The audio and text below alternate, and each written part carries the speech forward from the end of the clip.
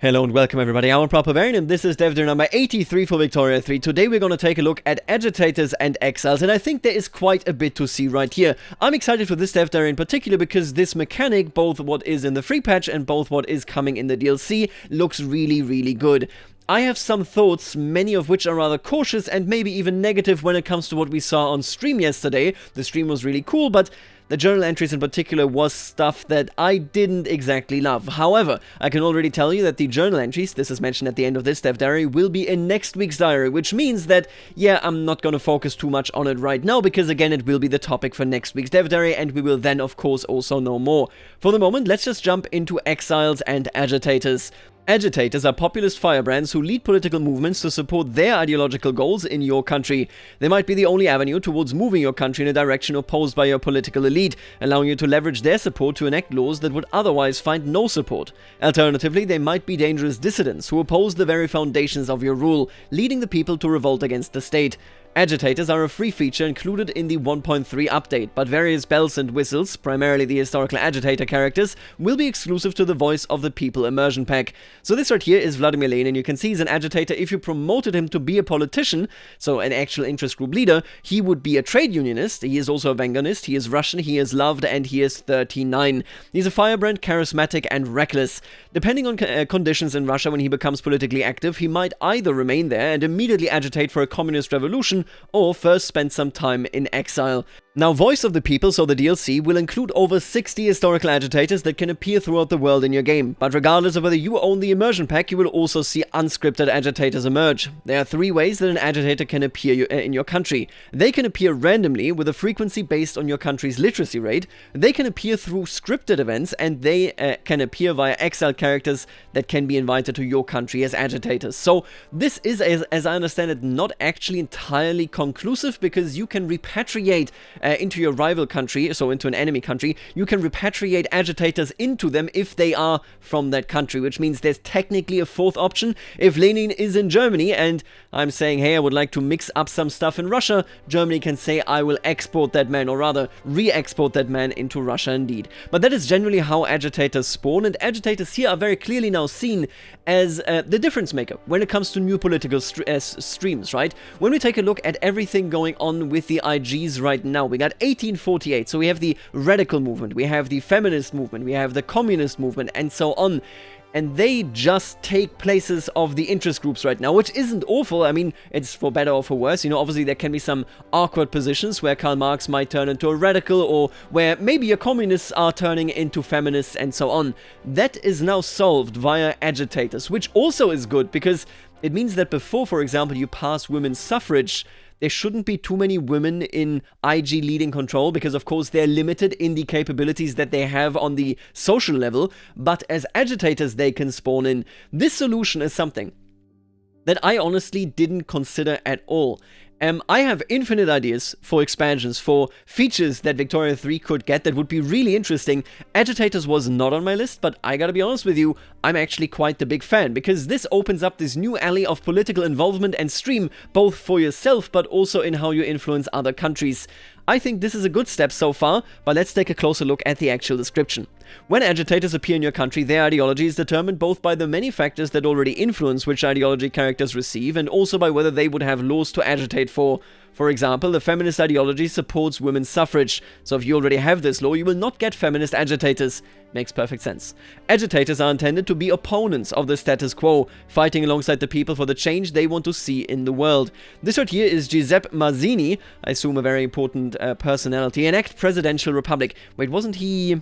He was involved, right? Like directly in the actual Italian unification. Anyway, enact presidential republic in the Papal States. Obviously that is not going to work. You can see that most of this is actually coming, of course, from him himself. His support here is 37.5, and then we're getting some support from the intelligentsia and the industrialists, bringing us up to 55. Now there's no radicalism. I wonder... I don't think Giuseppe can add radicalism himself, right? I assume that he can make supporters more radical if he, like, goes around in the countryside. But you can see that there's no counter here for him actually adding any type of, yeah, there's no counter here for him adding any type of radicalism. Anyway, this is the new interface right here. It looks pretty interesting. He's an agitator. He supports this movement. He's a firebrand and persistent. He's a radical. And indeed, this has to do with, you know, the whole Roman Republic thing with 1848 and so on. They are also delivering the new content, or rather the content of the Springtime of the Peoples, more via agitators than anything else. I'm really looking forward to this. If you've played with my mod, then you will know that I've reworked how that works quite a bit, and I think it comes out a lot better. I would love really implementing agitators there even more. Giuseppe Mazzini begins in exile, and here he has decided to take up residence in the Papal States, where he was shocked to discover its suboptimal, non-Republican made mode of government. I assume he's Sardinia-Piedmont. Or maybe Lombardy? Who knows? Hey, if you're Italian, if you know who this is, then definitely let me know in the comments.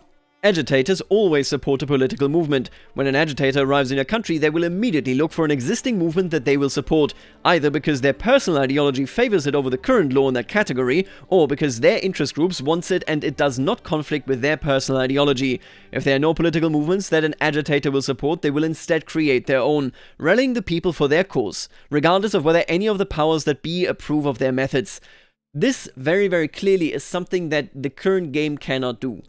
If you have a very liberal government, right, there will be no movements for liberal things, because your government is in government. These agitators take the role where other countries, where just generally the dynamic around this is pressuring you, even if you are already in a fairly liberal government position. I think all in all, this is a very good thing. It makes it easier to pass things because, well, the support is of course what determines, you know, whether you can pass it. This is a massive impact right there. And it makes it so that you are in control, because you can say, no, wait a minute, I'm going to exile you, or you can say, I'm going to make you the leader of this interest group, and so on. You could theoretically take Giuseppe Mazzini and then make him the president of the newly established presidential republic by making him the leader of the intelligentsia. This approach, I think, is something that is really, really cool. Definitely like it. When creating their own political movements, agitators will be heavily biased towards reforming whichever law in your country is most attestable to their personal ideology. For example, a nihilist agitator entering a country with state religion is very likely to create a movement in opposition to that law. This makes some agitators more dangerous to the status quo than others. Radical agitators, for instance, strongly desire a republican form of government, making them especially dangerous in monarchies. Popular outreach right here. Giuseppe Mazzini has embarked upon a week-long tour of the countryside to spread the awareness for the need of the need for presidential republic amongst the rural folk. Happy is it indeed for me that my heart is capable of feeling the same simple and innocent pleasure as the peasant whose table is covered with food of his own rearing, and who not only enjoys his meal, but remembers with delight the happy days and sunny mornings when he planted it, the soft evenings when he watered it, and the pleasure he experienced in watching its daily growth. The president must be able to connect to the common folk, which obviously the Pope cannot do because he's just sitting in his Pope-mobile doing random things. A noble cause, and with luck a popular one as well, or why care for an outsider who offers nothing but words? Interesting. Through events, agitators will take a role in enacting laws, supporting revolutionary movements, and influencing elections. Oh, more influencing elections. Yes, please. Oh my god, I like that a lot, actually. We should be working around that quite a bit, I think, in the mod as well. Between the free 1.3 update and the content exclusive to Voice of the People, we have written over 350 new events for Victoria 3. Many of these events are aimed at improving the variety of content you'll experience while your country is passing a law, having an election, or dealing with a brewing revolution. And we have focused on prominently including agitators in as many of them as possible. Women in Austria have begun organizing the campaign for their right to vote in general elections. Augusta Groth of the Intelligentsia has emerged as a leading figure of this movement. Yeah, I like this a lot. Instead of taking away your intelligentsia leader that might be a Republican, that might be a communist, that might just be a liberal, you now get the agitator, which will be hugely influential, but makes it so that, you know, the power in the halls that are important, in the halls of power, that remains fairly unchanged unless you give in to the agitator. Would start a movement to enact women's suffrage if invited. Honorable Master Bureaucrat Kidney Stones. Okay, that's pretty funny. She's a feminist, she's from Austria, she's South German. Right, suffragist trailblazer for 5 years. So this event is in vanilla, if I'm not mistaken. This is the event that spawns in a feminist character, but I assume that in this case, it doesn't spawn in a feminist character in an IG, it just spawns in the agitator, which is, again, much, much better, because the intelligentsia doesn't just immediately turn feminist for, like, decades to come. Yep, this sounds like the event that I've already seen, but this rework, man, this is going to be so useful for 1848 in particular. And they do mention it in this dev diary as well, but long term, this is an ally to deal with the question of national secessions. It's so difficult, it's so difficult to make the game understand in any capacity that 1848 in many places in Europe was also about minority rights. Be that in Italy under Austrian control, be that in Poland under Russian, Prussian, and of course Austrian control, be that in Hungary, be that with the Romanians, be that of course on the Balkans. All of these topics there played a big role. It's not just the question for democracy. Now, right now, agitators can't do that, but they do say it, and I would love it. Long term, agitators would be an amazing tool to really put national secession movements into the game in a much more active fashion. We already have it in a much more active fashion in the mod, as you can see as well with the Greek playthrough, but better can always be done. Now that we have agitators in the game, we've updated some existing content to make use of them, often in places where we were instead relying on interest group leaders. In places where the content was much more thematically appropriate to popular movements rather than political elites, we shook things up a bit so that agitators get created and involved instead, or as well. For instance, the Votes for Women and the Springtime of the People journal entries and related events now make extensive use of agitators. God bless ya. I am looking forward to this. I want to see all these folks. I want to see all these important revolutionaries in Germany, in France, in Italy, in Hungary, and so on. I want to see them, and this is the exact right step right there. In 1.3, agitators will join political movements that can boil over into revolutions. In the future, no promises as to exactly when. We would like to overhaul our nationalism/secession systems and also give agitators a role in national liberation movements. Thank God. I love it. For this reason, many significant and interesting figures that might have been solid agitator candidates like Gandhi or Cao Fujian haven't been included in 1.3, as we feel we can do them more justice at a later time. Yep, makes perfect sense. Exiled agitators right here. Laurens Uitevik, he is not a historical character. I believe this is a humanist, right? He is brave and a political operator, and he would start an appointed bureaucrat movement. Giuseppe Mazzini is a Republican. We already saw him well. He's a radical technical, and he would start a movement for guaranteed liberties. And then Mathieu de la Drôme, I must be a historical character as well. That is why he has the background right there. He is a radical also. Here you can see which exiles are looking for a new home. For ease of use, you can sort by interest group and by whether your country is able to accept an exile. You can also helpfully see what kind of political movement the exile will join or create when they become an agitator in your country.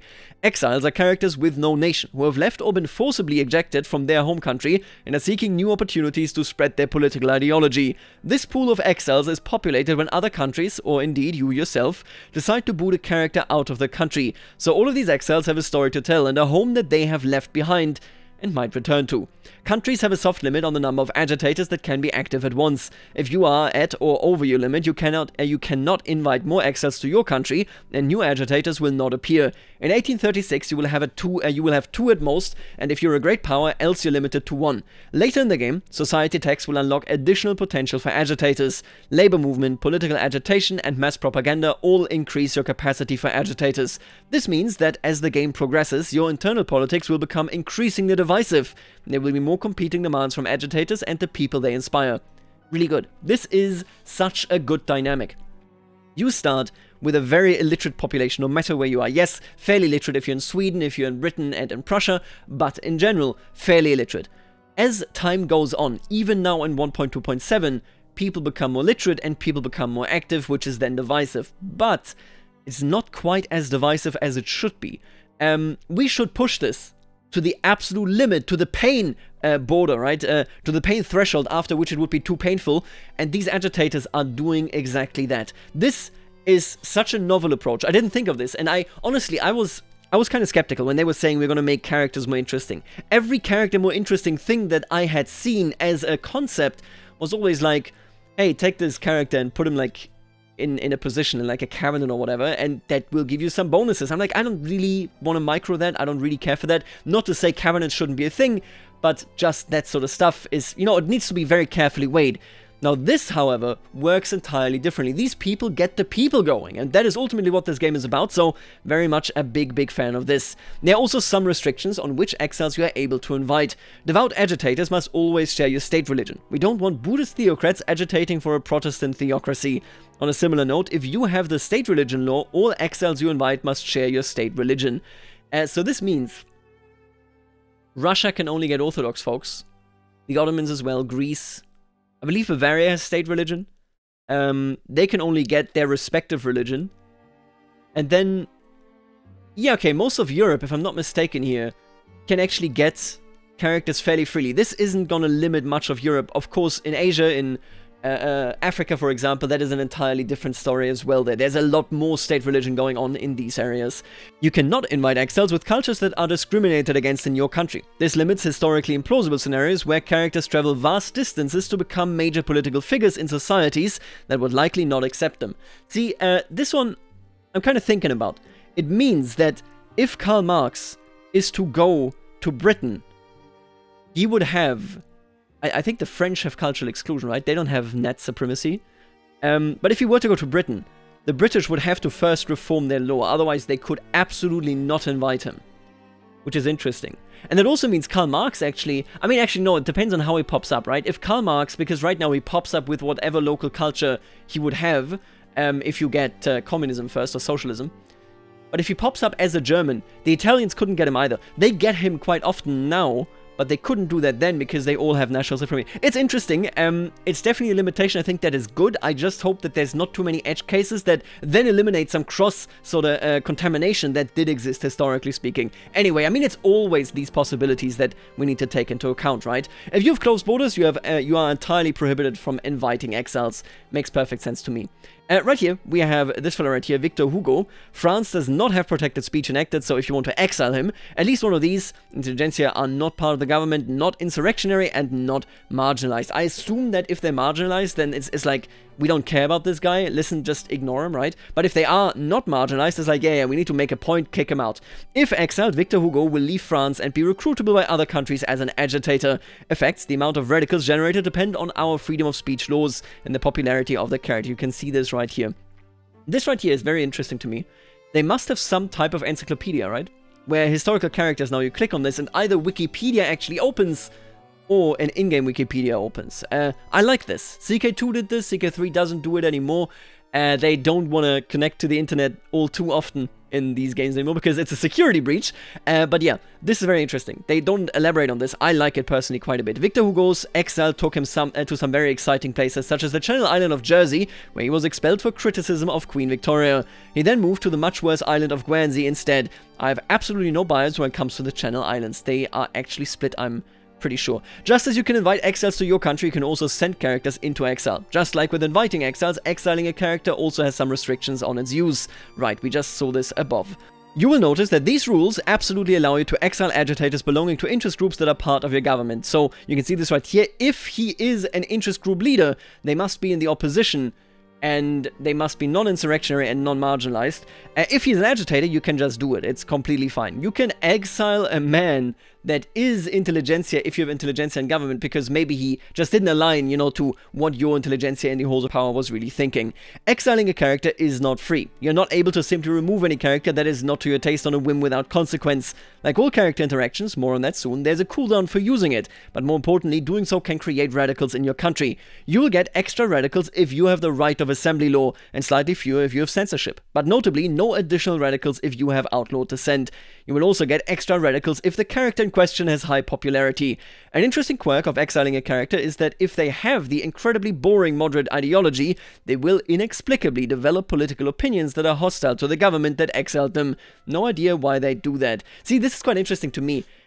Under which circumstances would you ever consider exiling a moderate character? Because they don't have an ideology that is threatening. Well, fair enough. If you want somebody else that is less popular than this character, if you want somebody else in that same position but that is a radical, right, like some sort of interesting ideology, this would still make sense, and they would themselves develop an ideology, I assume, that goes against whatever laws you currently have. Creating exiles and having the option that they, like here, might come back to me is one of the most exciting things to me, because that is great narrative development right there. Repatriation.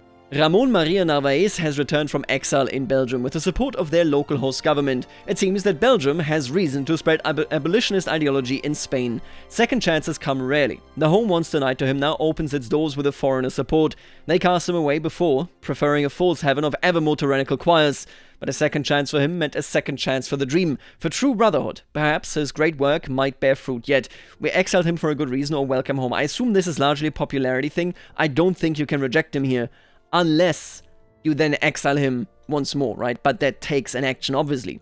When a character is exiled, we store their home country and use this in events such as the above. For the modders out there, this is accessible using the home country scope. You as a player can also use this for your own nefarious purposes, as you can repatriate exiles to your rivals. It can be very satisfying to wait for an opportune moment of weakness and send a radical agitator that you have safely harbored in your progressive republic back to your rival's aiding monarchy to cause trouble. Very, very good. This right here is another thing. But I can't stress enough. So agitators are really cool because they leave your interest groups alone, but they can basically spring from interest groups if you exile one of the interest group leaders. On top of that, they are fairly reliable in what they want and what they will want to do. And you can stop them from existing, but sometimes you might get outplayed and they might come back. This is a new dynamic that the game previously lacked basically entirely. People very rarely engaged in their own stuff. You always were the guiding force of government, but now these agitators bring movements, and sometimes when they get repatriated, you might not actually have a chance in what is happening to a country because, well, they are back and they are quite powerful. Right, and here we see finding suitors for your monarchs and heirs can help improve relations with nations that share your religious faith. A royal marriage will serve to increase relations between Moldavia and the home country of Prince Michael Sturza's new spouse, as well as potentially increasing his popularity. Triggers the event Seeking a Spouse. Michael Sturza will seek a spouse from the noble house of a friendly nation. You get an event, triggers the event Seeking a Spouse. Interesting. So, they have royal marriages now. Obviously, this is not dynastic gameplay. I want to take the wind out of your sails immediately if you were thinking this. Even the dynastic gameplay in France, in the journal entries, which I very quickly addressed at the start of this video, looks very thin. I wouldn't give too much about this. But yeah, they added royal marriages. Let's talk about character interactions in general. Character interactions are, well, they are what they say on the tin. A new way to interact with characters accessible through the right-click menu or by pressing the interaction button at the top right of the character panel. These interactions can entail anything from exiling a dissident to finding what that character a suitably distinguished spouse. The full list of character interactions coming in 1.3 is presented here. We've converted the grant and remove command interactions for rulers into character interactions, as well as retire command for ordinary commanders. Interesting. Royal marriages, available for free with the 1.3 update. Owners of Voice of the People can use the grand leadership interaction to promote an agitator to an interest group leader, which replaces their agitator role. Huge fan. I absolutely love this. That is really cool. Owners of the Voice of the People can use the Grand Command interaction to promote an agitator to a general, which does not replace their agitator role. Really cool. I love this. Make the military more important, put them in charge, get Karl Marx to be a field marshal, screw it, let's go. Owners of Voice of the People can have their monarch abdicate the throne under certain circumstances, such as the monarch's advanced age. It's cool. It's neat. I got nothing really bad about this. Yeah, it's fine. Though we had previously said that exile character, invite exile, and repatriate exile interactions are exclusive to owners of Voice of the People, this is something that we have re-examined following the community discussions on the topic. After some internal discussions in the team, we have decided that these interactions are too much a core part of the agitators mechanic, and thus we will make them part of the free update. Thumbs up. I think that's really good. All these things here, fairly sort of side effects, which is good. They add to what you can do, they add to your immersion, they add to where you can go, but these right here are doubtlessly baseline interactions, right? Making them baseline free, huge step up. Listen, there's one thing that we have to always keep in mind. When Paradox does something that is good, we should tell them that is good. What CK3 is doing and what Victoria 3 is doing here, where they basically say we want as much as possible of the baseline mechanics in the free patch, it's a good thing. It will always be a good thing, and no, that isn't just because if you buy the game just, you know, without any DLC, you will benefit from this, because ultimately that means nothing to a person that has all the DLC, and it does feel as though if, you know, a lot of the stuff that is very baseline mechanics is in the free patch, as though you are getting less in your DLC, but that's not the reality. Any feature that is in the free patch means that any given future DLC, any future free feature can build up on that, because they don't have to look at this and say, oh, wait a minute, 20% of people own this DLC, which means using mechanics from this DLC and other DLC is very fruitless. There's nothing to gain here. That is bad for development. There is a huge debt added every time that something is hidden behind, well, a DLC. Obviously, you have to do it. Obviously, that is how you finance video games, but it has to be said, for future development in the game itself and for future development of mods, it's excellent the more stuff is in the free patch. This right here is a great step, being able to exile people, being able to invite them, being able to repatriate them. All of that stuff is really, really good in the free patch, because it means that future DLCs, future patches can all work with that stuff seamlessly. They can assume that any given player has access to this. Now, owners of the Voice of the People have access to some France-exclusive interactions related to the struggle between the different dynastic houses. We will talk about that more next week. The last time I'm just gonna say, I was very disappointed by what I saw on stream in relation to this, which is incredible because, like, all of these look really good to me. Like, I'm really excited for that stuff. The France-exclusive stuff, the dynastic struggle there, not too keen on that. Anyway, you can see right here, this is Grand Leadership to Agitator. You can mod that stuff. We will mod that stuff, I guarantee you this.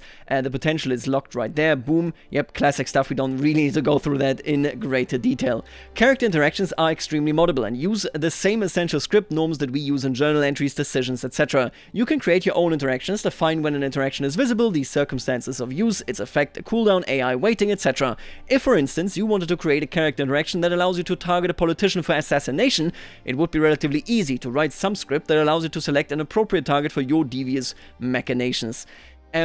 I have two primary goals right now, okay?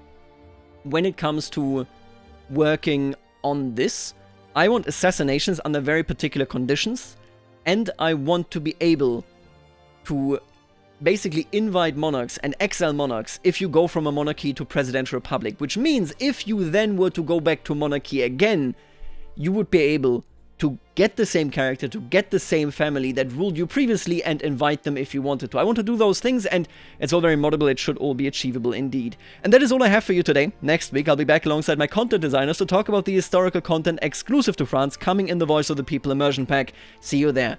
The content of Agitators and Exiles, so this dev diary, is really, really solid. The news that they moved more stuff from the DLC to the free patch is excellent. I'm looking forward to this a lot. Be prepared though, next week I think the dev diary is gonna have me be a bit more critical because, yeah, the France content wasn't something that I was in love with on the stream. Anyway, I will see you then. For the moment, I will see you later. Alligator.